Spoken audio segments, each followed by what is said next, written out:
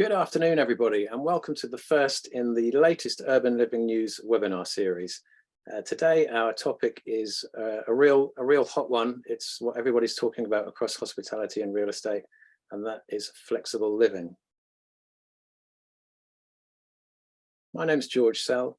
I'm Editor-in-Chief at International Hospitality Media, and we are a publisher of online B2B news sites for the hospitality and real estate sectors. And we also organise events and award schemes. So this webinar series has a couple of industry partner sponsors, and we're just going to take a little bit of time just to find out some more about them. The first partner is Minute, and we are going to watch a short video to find out more about what those guys do. Dear hosts and property managers, hosting can be difficult, we get it. Watching out for parties, making sure your guests have a wonderful stay, keeping neighbors happy, coordinating cleaning and security staff. We see all the work you do every day, and we want to help. Wouldn't it be great to have a co-host? Someone to welcome your guests when they arrive. Remind them about house rules when they're getting a bit too loud. Keep your home safe when they leave. We're Minute, the co-host that helps you care for your home, guests, and community. We come highly recommended. We're reliable and we're eager to help. So let us be your co-host today. With love, Minute.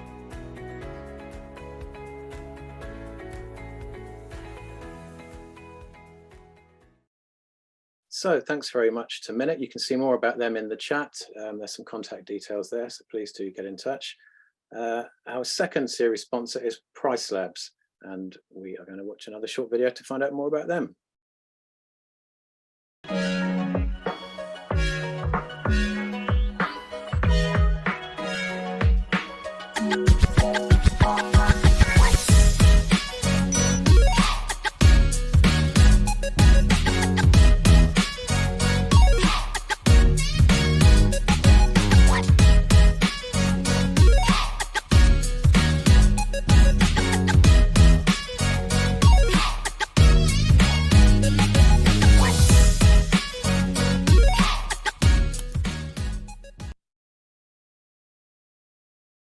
Okay, thank you to Price Labs, and as before, you can see contact details for those guys in the chat.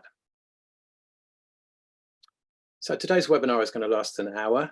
We're going to have around 45 to 50 minutes of panel discussion, and then we'd like to get round to some questions from you guys in the audience. We'd like to make the session as interactive as we can, so you can submit your questions either using the chat or the Q&A on your Zoom toolbar. There'll be a recording of the session sent to everybody who's registered via email over the next couple of days. We're going to be posting quite a lot of information in the chat during the course of the session. And when we get to the end of the hour, we're going to do another countdown and leave that open for a couple of minutes just so you can make any notes that you might need. So before we get our panelists to introduce themselves, I just wanted to show a few pictures to give you some context of the subject that we're discussing today. These are all screen grabs from stories that we've run across our various news websites. You can see a couple there relating to Urban Creation, who are represented today. They are a Bristol-based operator who is catering to both student audience and regular service department guests in some of their inventory. The top left-hand corner there is a project which is currently underway in Exeter in the UK, which is going to have student inventory and co-living in the same building. That's quite a new combination, one which the planners are fairly new to getting their heads around, but they've given that planning consent, which is good to see. Sentral, who are also with us here today, have partnered with Airbnb for a home sharing initiative in their rental apartments, and we'll discuss that in more detail later on. Lavanda, who are also with us today, have partnered with student operator AXO to drive their flexible living strategy. We've got Orion House there, which is another rent-to-rent operator in the US. And we're also looking at some quite interesting convergence between the multifamily and the build-to-rent sectors where they overlap with hospitality. So Fizzy Living, for example, which is a build-to-rent operator that was acquired by Greystar, they're offering contracts as short as 90 days, which obviously overlaps with the service department and extended stay hotel market. So just a few of the things that we're going to get our teeth into during the next hour. We've got a fantastic panel joining us today. I'm going to ask them all to introduce themselves in turn before we get into the conversation. And we'll go from left to right as we look at the slides. So Christine, if you'd like to kick off, and thanks for joining us today. Thank you for having me today. So I'm Chrissy. I work for Urban Creation and I run the service apartments side of things here. We do, like George said, we do have service and student accommodation. I started a week into the pandemic, so started just at the right time to see how the industry has absolutely changed. And this for us has become a really handy thing for all the properties that we have to be able to flip-flop between what we do. So it's fantastic to talk about it. Excellent. Thanks for joining us, Chrissy. And Rikesh, I was going to say good afternoon to you, but it's actually very early in the morning for you, so we really appreciate you joining us. Thanks for having me, George. So I'm Rikesh Patel. I'm Senior Vice President of Real Estate at Sentral. Sentral is the leading brand and residential operator of flexible living communities for Class A multifamily owners in the United States. And our core business is to transform properties into any length of stay. So anything from a 12-month lease to a one-night stay and everything in between. And so we're happy to be here. Certainly a lot of change in the industry over the past 5+ years, and I look forward to having the discussion. Thanks, Rikesh. And finally, Fred, good afternoon to you. Hi there. Hi, I'm Fred Lerche-Lerchenborg. I'm the CEO of Lavanda. We're the leading software platform and services for flexible living.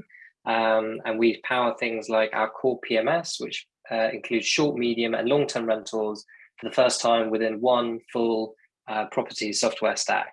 And we largely work with multifamily, student, co-living, and service department as well. So yeah, really excited to be talking about this today. Excellent. Thank you, Fred. So let's start by asking you all in turn how to define flexible living. What does it actually mean to you? Because it's a fairly broad term.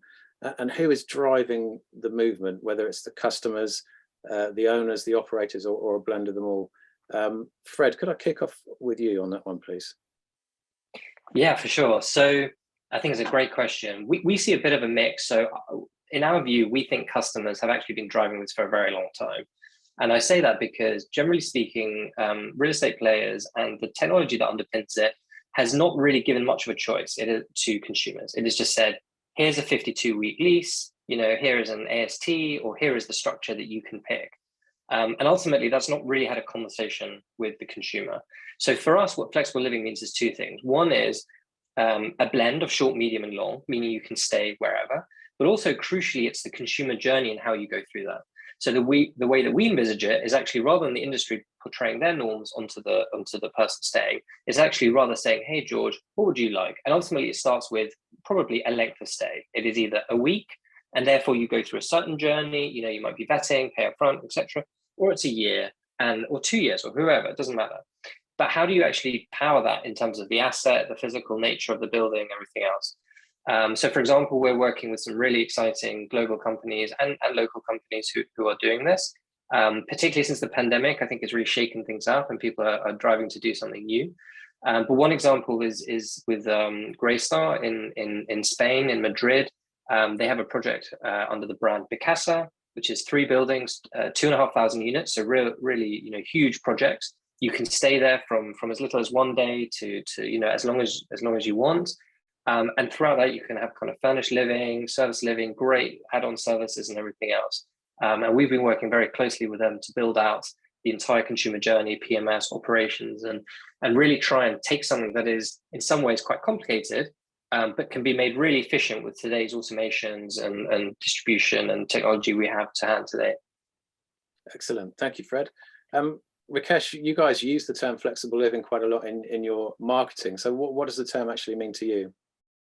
Well, I would agree largely with Fred. You know, in the U.S. specifically, on the residential side, the 12-month lease has been the standard for decades, and we've seen a large consumer change in what they want in terms of their lease obligations. And so, flexible living to us means any length of stay for the long-term resident or the short-term guest. And really the blending between hospitality services and guest experience and the long-term residential guest experience. And so in our communities, we focus heavily on that guest experience. And as Fred mentioned, that guest journey for anybody that wants to stay for 12 months or for one night in our buildings. Okay, thank you. And Christine, you mentioned that you joined just after the pandemic started. The flexibility you're offering is obviously, it's a two-way street, and it works well for you to have different audiences in the buildings at different times.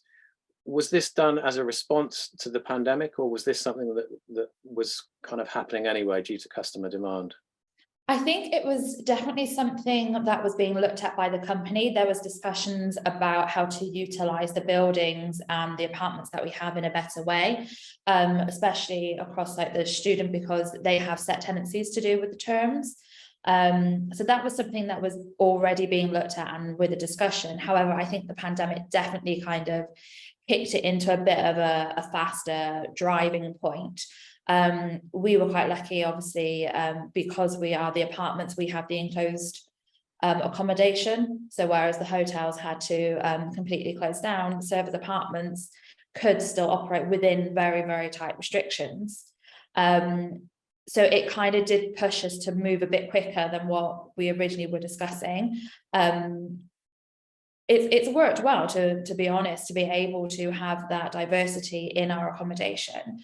And now we're welcoming everybody from, like Fred and Rikesh were saying, from a one-night stay up to 12 months. And then we've got people that want to stay longer now. Okay, great stuff. Thank you. Fred, you have a client, AXO, which is doing a similar thing. You're working with them to use their student inventory for other guests outside of term times. What are the pros and cons of this approach, and what are the main challenges of implementing it and making it work smoothly? Yeah, great.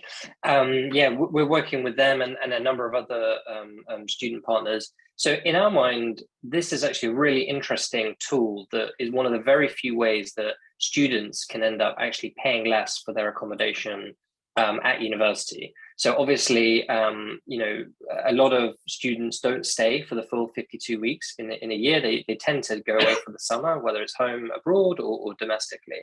And often that, I remember, you know, back in my day, a long time ago now, but, you know, that was a pretty much wasted summer from a space perspective. So what we're working with people like AXO is how to think through 42-week tenancies, therefore truncating the amount of time that long-term students are paying, giving them, you know, money back in their pocket, which, you know, as we look out the window with cost of living and all the other crises going on, is a huge, you know, win for them. And then actually utilizing those buildings instead for short and medium-term rental guests during the summer. And those student assets often tend to be in fantastic locations, you know, by their nature, because they're next to universities, from the heritage, whether it's university owned or PBSA purpose-built student accommodation. You know, they can be in Oxford or London, and these are really supply constrained markets for short-term guests. So in terms of the demand side, it can work really well for both sides. The most important thing is that there is open communication with everyone, that this should be, you know, the pros and cons in terms of the community should be really clearly demarked. You know, things like, for example, those remaining 52-week leases maybe are put together in certain floors so that the other floors are used for short-term during the summer without so much disruption. But I think one of the key things, and we've seen this change happen a lot, is a lot of student operators have started hiring actually from the hotel industry and other hospitality-led markets in order to kind of educate and train their team to be a bit more kind of hospitality focused. And then inevitably they often need partners like ourselves on the technology, for sure, because, you know, pricing and distribution is completely different during those two different, and how you mesh those together can be quite complicated, but also on the ground in terms of housekeeping teams and other things. So there is a bit of investment that's needed, or partnering to figure that out. But the upside can be lower cost for students, which is great, higher utilization of the asset overall. And one of the things I think Christine was talking about earlier, it can also start to develop a more all-weather asset, meaning what I mean by that is, when economic conditions change, whether, international students want to come to your city or not, God forbid any kind of pandemic happens again, you can basically rotate that asset between different uses. And that's one of the most important things I think flexible living can bring, because ultimately, if you can only do one kind of flavor of ice cream, you're also very beholden to the ups and downs of that. Whereas if you can diversify, you're much more protected in the long term.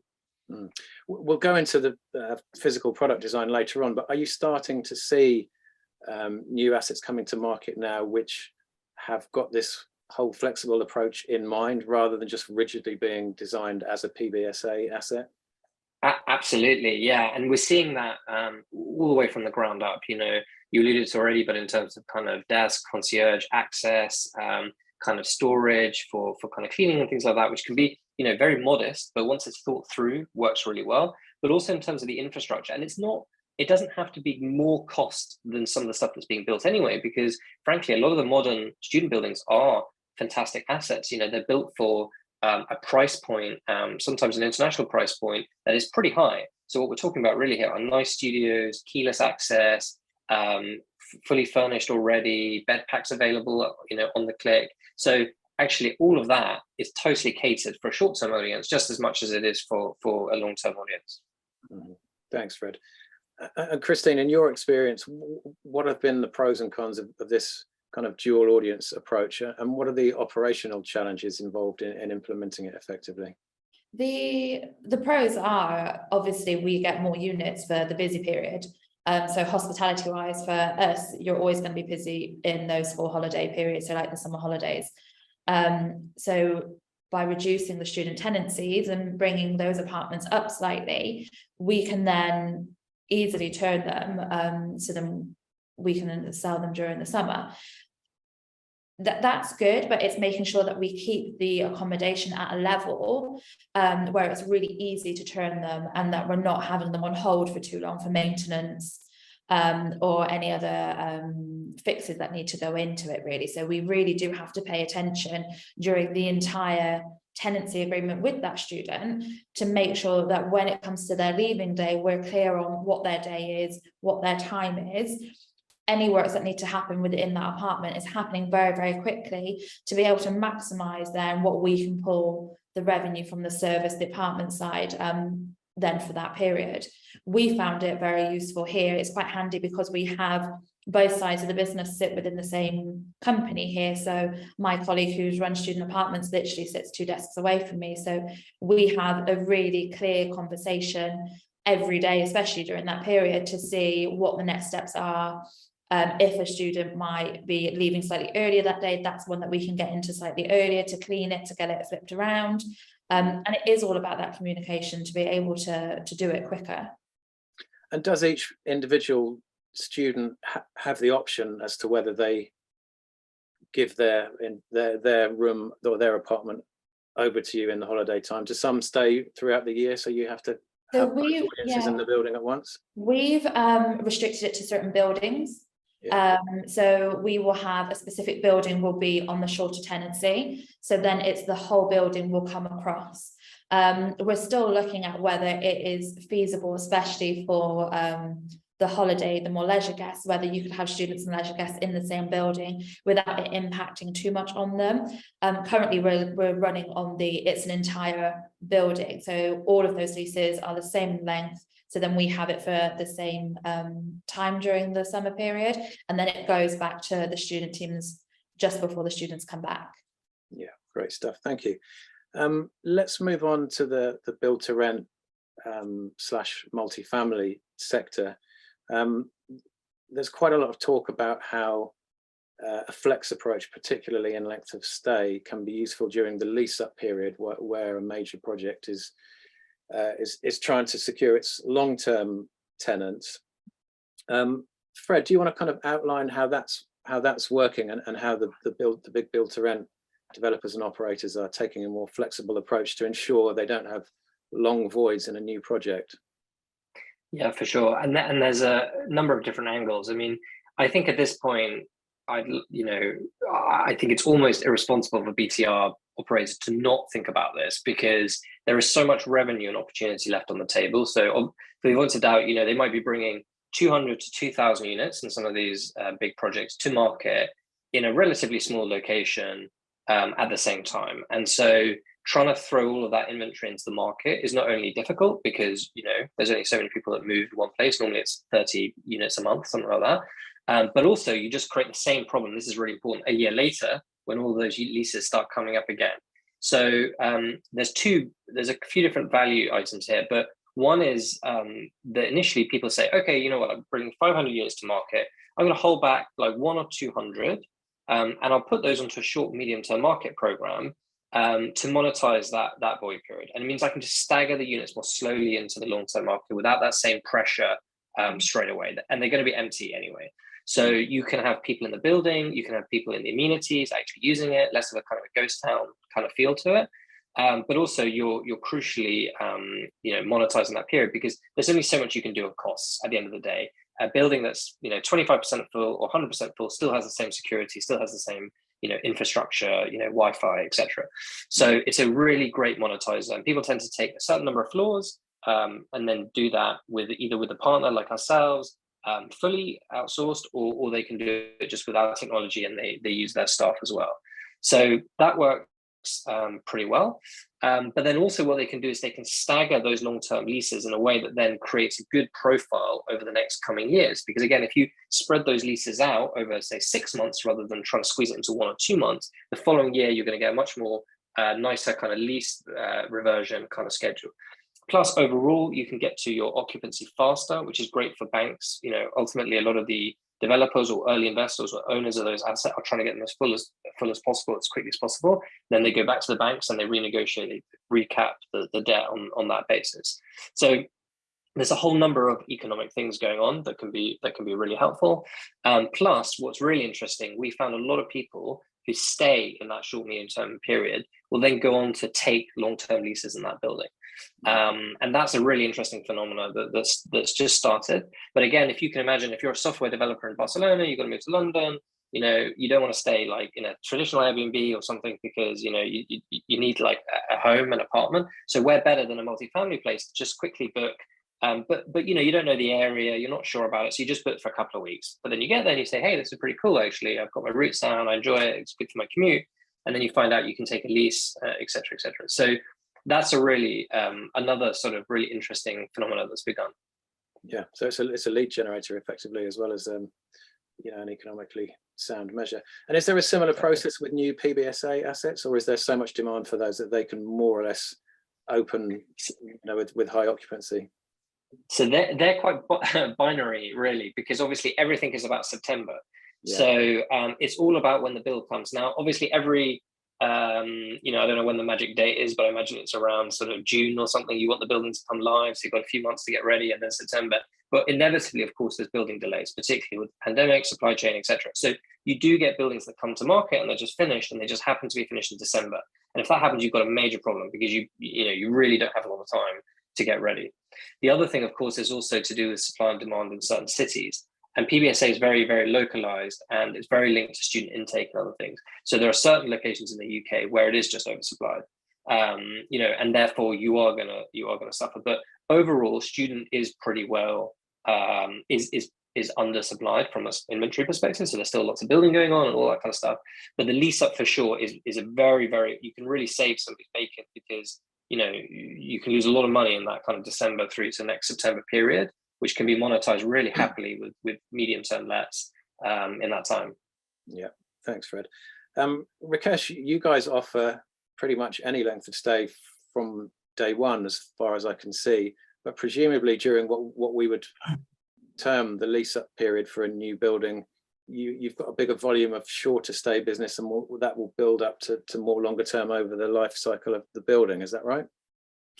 Yeah, that's right. It's short term and what we call midterm stay. So in the midterm world, it's 30 plus day stays. On our average length of stay on the midterm side of the business is around 70 days.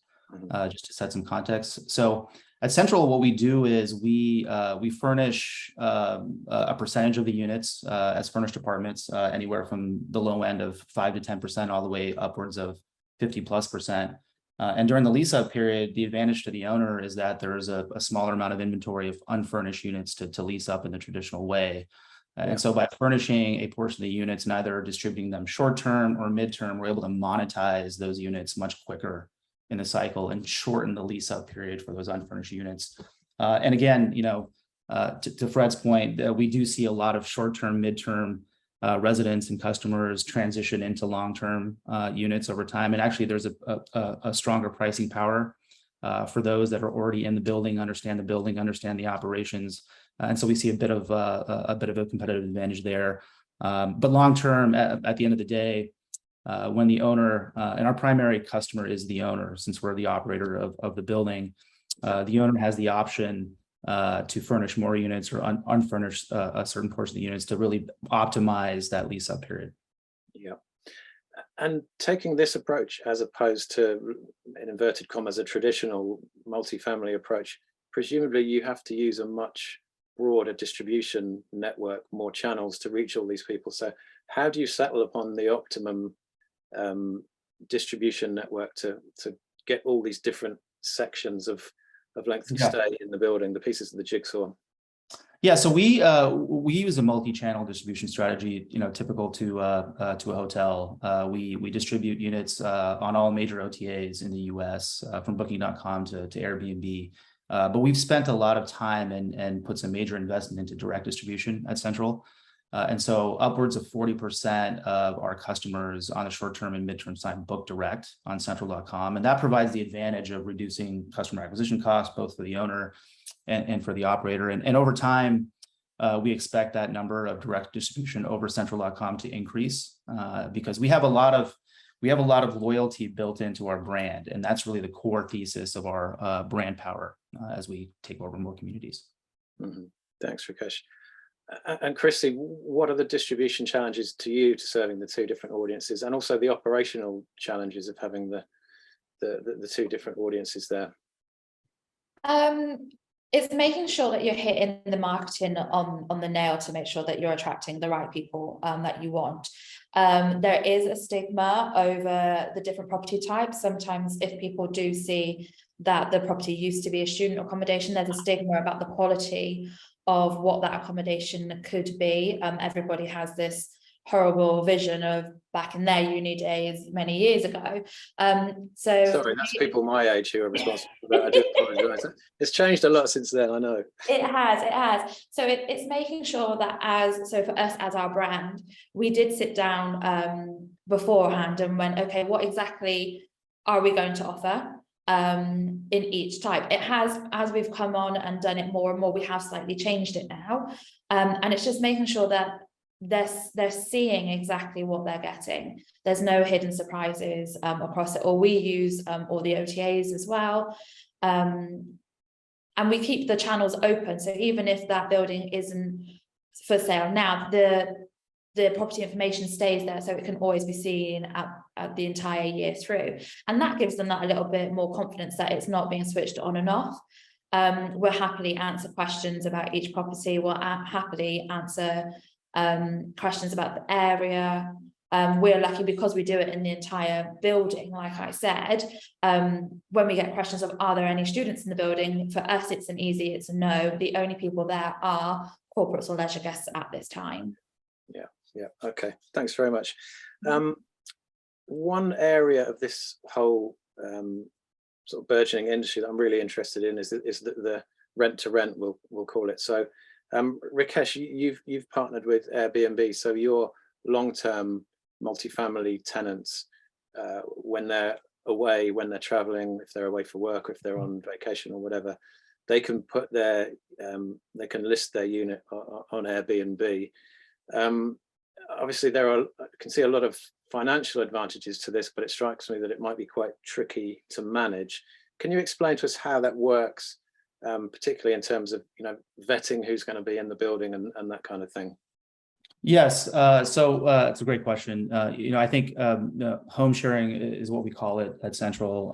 Airbnb obviously has been around in the US and internationally for quite some time. And historically, the challenge with Airbnb, especially in Class A multifamily buildings, has been sort of the inadvertent under the table booking of rooms. And so we've partnered with Airbnb. We're an early partner with Airbnb. Folks on our board have worked at Airbnb, and so we have a very close relationship with that team. And so what we do is we really manage the infrastructure and really the logistics around our residents listing on Airbnb. And so we'll manage the pricing, setting a floor, and making sure that there's really no competition with our short-term business. We'll certainly manage the quality of the unit and ensuring that the unit itself is not disadvantaging the brand of the overall asset. And we'll also manage the access control for that particular resident. And there's a process that we've enabled, a proprietary process that we've enabled through our tech stack and also with our operating team to ensure that those that are part of the program are vetted, that there's a tracking of any complaints, et cetera. And we have a very strict mechanism of kicking folks off the platform if they're violating those rules. And so at the end of the day, the goal for us is to create an amenity for residents to be able to monetize their rent, whether they're traveling, 3 days out of the month or 30 days out of the month. And also from the owner perspective, to ensure that there's consistency in the quality of the guest and there's no, reputational damage for the building itself. So since you've introduced home sharing, it's gone pretty smoothly in the main. Yeah, it has. I mean, we've iterated on the model a couple times here, really kind of trying to understand what the optimal pricing structure is as it relates to the revenue share with the resident, and also obviously the technology is improving on a day-to-day basis. But again, as we position home sharing both with owners and residents, it's really an amenity to the resident, because a lot of buildings in the U.S. specifically are starting to come onto this idea of home sharing and the ability for residents to monetize their rent. And historically, as I mentioned, there hasn't been really a process or a platform around this to integrate with owners. And so some owners were doing it, some owners weren't doing it, and so it's becoming more mainstream now. And the more we can iterate on it and create a platform around it, I think that it benefits both the consumer and the owner. Yeah. And did you have any resistance from some of the longer term residents and indeed from building owners in the first place? Not so much. Part of the process with owners is educating them as to what the logistics are and the risk around it not working. And so we've partnered closely with our main PropCo partners to really test this out in every single market that we're in, and again understand what the pitfalls are.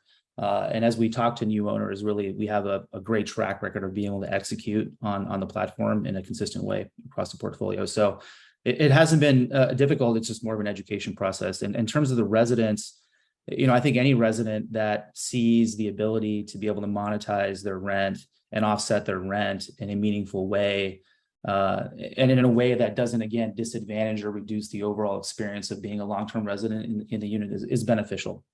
Yeah, great stuff. Thanks, Rikesh. We have a question there from David Mifsud. I think you've pretty much answered it there in your piece there, Rikesh.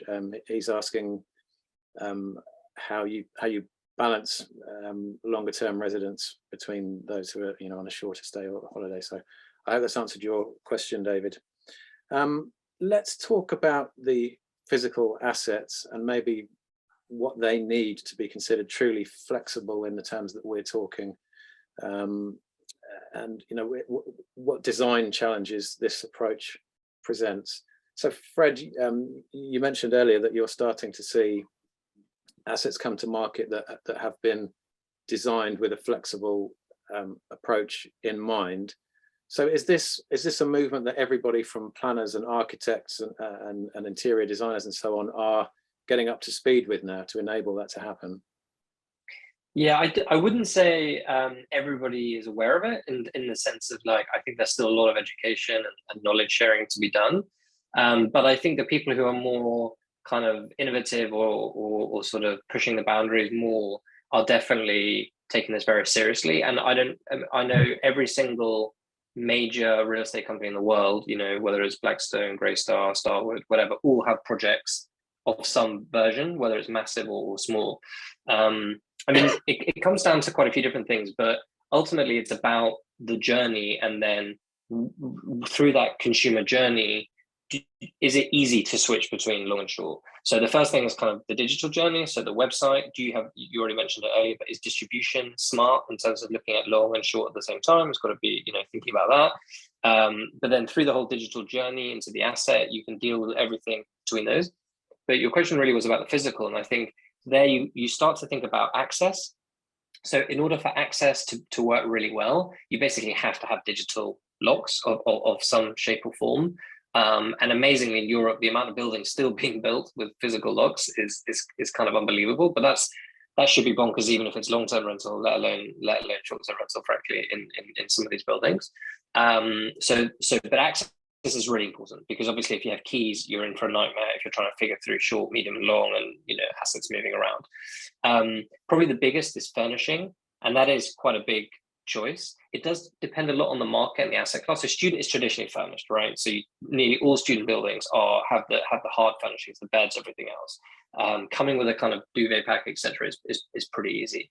But multifamily can be a bit different. Most BTR, so in the UK, built to rent, is also furnished or increasingly furnished. But in other markets, it doesn't.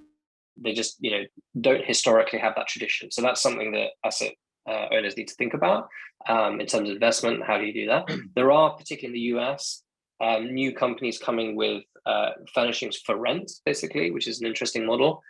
So we've partnered with a few there who offer that, and that can be an interesting choice.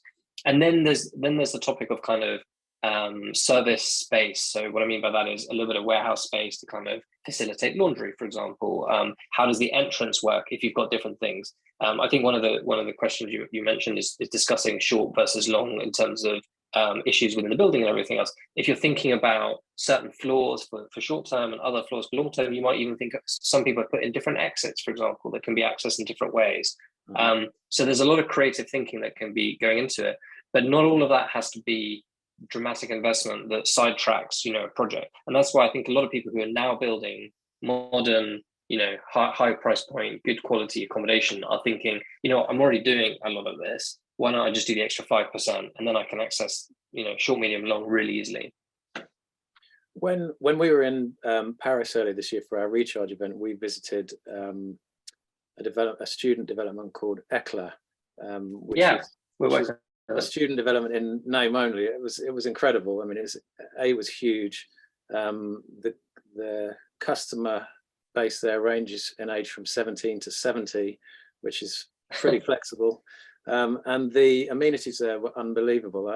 There was a recording studio complete with brand new instruments, bass guitar, drum kit, synthesizer, and so on. There were gaming rooms. Honestly, it was an eye opener for me. Actually, I was really impressed by it. But I'm guessing you don't need all of that stuff to serve a range of audiences. But in terms of amenity, what do you think are the essentials? I mean, you mentioned that a lot of the big real estate companies globally are developing these kind of buildings now. Is there a consensus of what you need to include and what you don't need to include?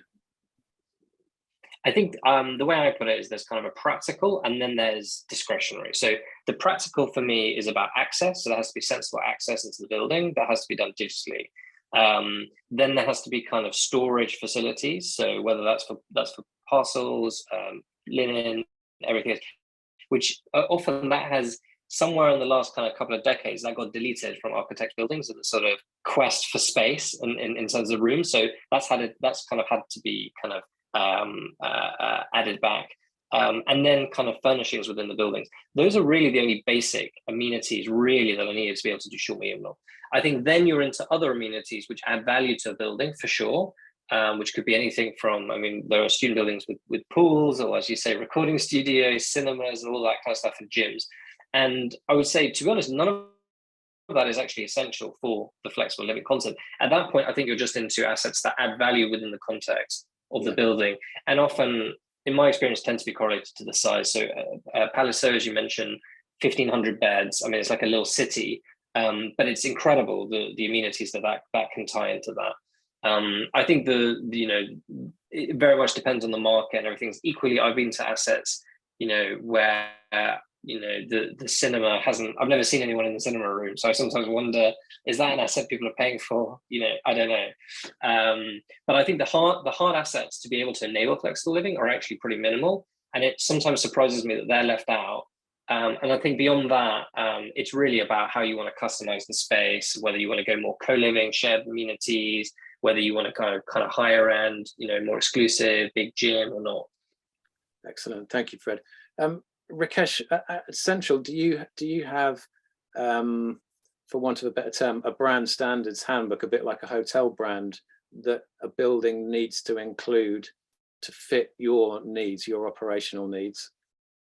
We do have hospitality brand standards, but we not in the typical sense, George. A typical hotel franchisor or hotel brand has a sort of very strict standard across multiple assets, a black and white rule, so to say. We like to be more flexible in our ability to brand buildings, and so things like wayfinding and signage are important to us. Aesthetic art package, coffee experiences, those sort of experiential elements are critical to enhancing and being consistent around our guest experience. As was mentioned earlier, access control is really important, both for short-term and midterm guests. And so we work very closely with owners to be able to create the most efficient application of our brand standards, because we're not working with hotel properties, right? We're working with multifamily buildings. Yeah. In a lot of cases, these buildings are already designed and in development. And so there's a very limited opportunity to change around the physical asset itself. So our brand standard is really around the aesthetic aspect of the building. And these are all Class A assets. So from an amenity standpoint, they have all the Class A amenities, fitness centers, rooftop decks, dog runs, et cetera, outdoor common areas and pools. And so we try not to impose brand standards that increase the CapEx for owners tremendously. And to the extent that we justify that with an ROI base case. But with owners that you've worked with before who are bringing forward new projects, do they ask you to get involved, or do they consult you on the design process? And how early would you like to get involved in that idea? Great question. So yes, on deals that are in development or design or being zoned or entitled here in the US, we absolutely work with owners as early as we possibly can.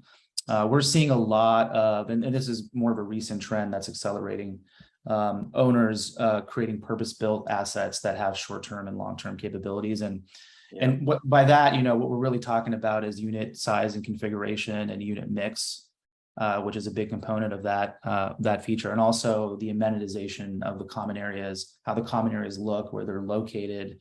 Access control, as I mentioned again, is a big thing. And so for us, creating a program that creates efficiency around the unit sizes to create that revenue lift on the short-term side is important. And also on the regulatory front, right? Here in the US, at least, the ability to do short-term and long-term is dependent a lot on the regulatory framework for the city. And so we have a strong team and legal expertise around being able to interface with cities to create that flexibility in the project. Yeah. So are there still parts of the US where it's difficult to develop and operate a building like this compared with other places?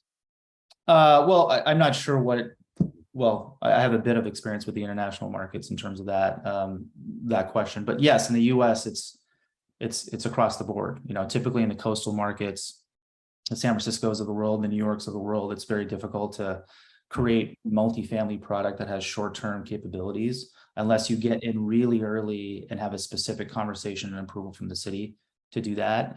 In the Sun Belt here in the US, sort of South Florida, west on the south portion of the United States, it's more flexible at the end of the day. So the Nashvilles of the world, for example, any market in Texas, is flexible. So, but we're able to create flexible projects by, again, getting in early with municipalities and owners to really interface with the decision makers at the city level. Yeah. Thanks, Rikesh. Christine, how have you found your dealings with planners when you've wanted to apply for change of use? Has it been fairly straightforward? I think because we've done it quite a lot now. it's getting easier with getting to know who's around the area. And then we've got our architect team, so they work well with kind of what we're looking for. So straight away, we can go straight to the point.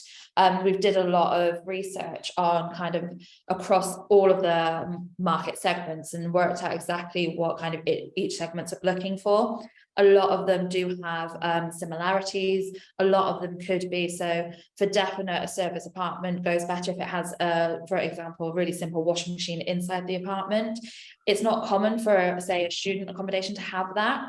So it's an added extra for them, whereas it's a basic need for the service. So straight away, we're starting to get a list of that our team already know as soon as we start looking at a building, exactly what spaces we need to be able to move it around a lot more.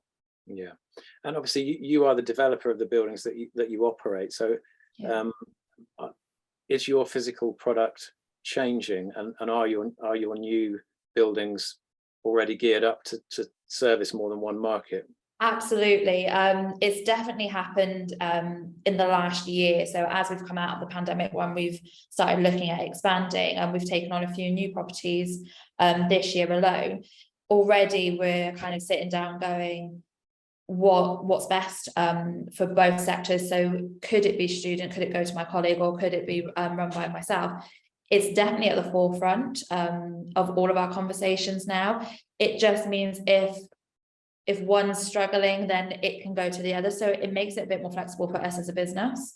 It gives it more of a long-term event with us. So if eventually the student market might be a bit quieter in Bristol, then it makes it easier for us to do it. Yeah, thanks, Christy. Okay, let's talk about technology for a bit.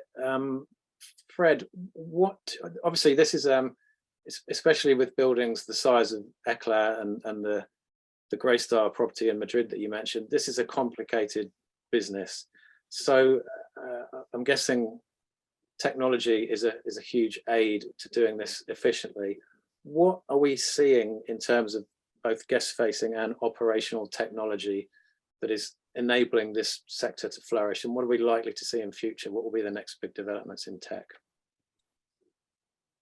Well, I think one of the big trends has been effectively a lot of new technology emerging in hospitality, which has been dealing with the complexity of bookings within the context of multifamily and student. So what we've been doing a lot is effectively building quite advanced, like things like housekeeping modules. So how do you allocate cleans out all these different types of units? How do you look at the data of all these different types of units and make sense of it? If you've got a long stay, a short stay, one of them's on recurring monthly rents, one of them's paid up front deposits. Financially, that is very complicated in terms of how that translates. But one of the advantages from our experience in our own world is because we solved that for short-term rentals initially. When we then moved into long-term rentals, we realized that long-term rentals, like student and other things, were lacking quite a lot of things that almost were built for necessity in hospitality. Things like automations, unified inbox, dynamic pricing to the degree that it is done in certain markets, but certainly in Europe, dynamic pricing is not actually very prevalent in long-term rentals. So there's a huge amount of kind of shift from hospitality world to multifamily and student that we've seen, and that's a lot operational. But also now the next phase that we've seen is coming on the consumer journey. So highly configurable custom consumer journey. So really saying, hey George, sniffing out from the inquiries where you're coming from, where you traffic onto the website, so all this kind of stuff, and then completely changing the experience of going through that website. Having in your language, going through and taking money in the way that if you tick a certain type of thing, that you then get a different type of request that more leans into making it efficient and easier for you. So that's another big change, because right now I think websites and resident apps and things are a bit more a nod rather than a serious undertaking. And we've seen particularly co-living partners who are really being aggressive on that, because a lot of them are much smaller, so they're not the grand 2000, they're maybe 50 units or 20 units, but they're really differentiating on that consumer journey. And in order to do that and target kind of young professionals, it's all about the digital journey and making that literally the same as ordering an Uber Eats, you know, in terms of getting your accommodation sorted or fixing an issue and all that kind of stuff. And then I think the next sort of phase of that is to start to bring in kind of machine learning and basic kind of AI automations on the back of that. So to start to spot problems in advance. And there are bits and pieces of that right now to do with maintenance and other things. But I think that can go much further, particularly around pricing, allocation of units in different markets and things like that when you're on a kind of portfolio level basis. So you can imagine partners who have, you know, 10, 15 buildings can share leads in a really smart way, can optimize pricing in a really clever way, offer discounts for different locations back and forth. And a lot of that, you know, is better done by technology than it is by people. Yeah. Thanks, Fred. It's interesting that you mentioned co-living, which obviously these guys are competing in this market as well. A lot of them are offering one night stays to a year and more. So it's getting crowded out there. Rikesh, how do your guests typically interact with you technology-wise? Is it through an app? That seems to be becoming the more prevalent way and the kind of neatest solution. Yeah, well, we're developing a consumer-facing app, more robust consumer-facing app for our guests. But I think in terms of the previous question, to kind of double down on what Fred said, it's, you know, on the technology side, especially here in the US, there's been this huge dichotomy between how hospitality booking and property management is done, and multifamily booking and property management, or leasing and property management is done. And there really hasn't been a great meshing of the two. And so when a guest is booking a room with us, there's certainly one system that's used. And if a guest is leasing, or a resident's leasing a unit, there's another system that's used. So really meshing the two and creating a data lake where we can access, analyze, and cross-sell the data from a marketing perspective has been really where the innovation has been done on our side. But also as a guest enters a central building, you know, we have consumer-facing physical technology, whether it's a check-in kiosk or a key cafe, with the ability to create codes that are delivered to the phone to ensure that there's consistent guest access. Excellent, thank you. Data lake and key cafe are two terms I've not heard before, but I don't suppose this will be the last. So it's interesting to get an insight into that. We are rapidly running out of time, but I just wanted to quickly talk about how the world of work fits into all this. I think one of the reasons that there is this demand for flexible living is that people's working patterns have changed a lot. They don't necessarily have to be based in one place, so they can move around a lot. And they're also much more comfortable now with working from their residential environment. So Rikesh, what do you incorporate in terms of workspace at your properties? Do you have a dedicated workspace / office area that's communal, and do you also include a working space in the units? Yes to both, in fact, and we see a huge opportunity in the ability to create co-work spaces, or what we call just individual lounge working spaces in our buildings, right? So we, again, as I mentioned, we're Class A multifamily operators, and almost every single Class A building here, at least in the US, has communal areas, whether it's for food and beverage or simply just getting work done on an individual basis. And so we see a lot of owners ask us how to program consistent lounge and co-working space into our buildings, you know, sort of the WeWork light model, so to say. We also have, you know, we're piloting a program where our residents and guests can actually utilize WeWork access in locations that are near the buildings. And also our furniture and the FF&E package in our units are, you know, modular more or less, where we can create working stations and working spaces within our units. Excellent. And Fred, is that becoming standard across these flexible buildings, or are some people partnering with a local co-working space to offer something on the doorstep? Oh, good question. Yeah, a little bit of both. But people are definitely pushing for this now more. We've seen conversions of, you know, lower ground space, whether it's a quick retail unit switches to co-living. And one of the most requested bits of our platform is what we call bookable spaces, which is basically a module that we built that can take any space and basically sell it at any amount of time at any price. So you can carve up whatever amount of space you have, which in its most simplistic sense is a really fast way to be able to do that kind of bookable desk kind of concept. And even for somebody who's relatively modest in terms of building size or investment or capex, at the end of the day, just having a bit of space that people can book on a regular basis, that's kind of the most important thing, so they can kind of know that they can, that's their space for the day. They can bring their own laptop, they can connect, as long as there's Wi-Fi and everything, they don't need like a business center or whatever. So a lot of that is just about securing the ability to work, because once you've got the Wi-Fi locked down and you've got the ability to work calmly, that's really the only thing that a digital nomad inverted commas needs to be able to make sure they can stay there. And that's really becoming quickly very, very important. Thanks, Fred. Rikesh, without giving away your secret sauce, we've got a question here which I think you probably are the most qualified to answer. It's an anonymous question, unfortunately, but what are the fee structures for these platforms? i.e. PMCs historically charged 2.5 to 3% EGI.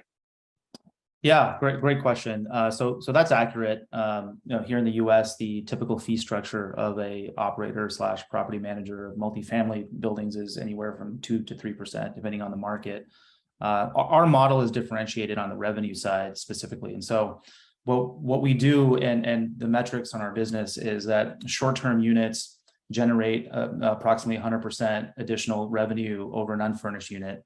And on the midterm side, we generate approximately 40 to 50% additional revenue over an unfurnished unit. And so our fee structure is fairly straightforward. We do charge a base fee, as others do, for a typical service, but we collect what we call a rev share, a fee on the additional revenue that is created for the furnished units over the unfurnished units. Great stuff. Thanks very much. Thank you, Rikesh, Fred, and Chrissy. It's been a fascinating discussion. I'm just going to run through a couple more slides before we close off.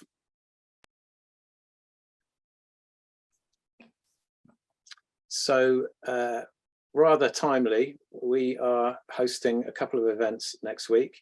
After that, the next webinar in the Urban Living series, sponsored by Price Labs and Minute, is a developers forum looking at the challenges and opportunities of development.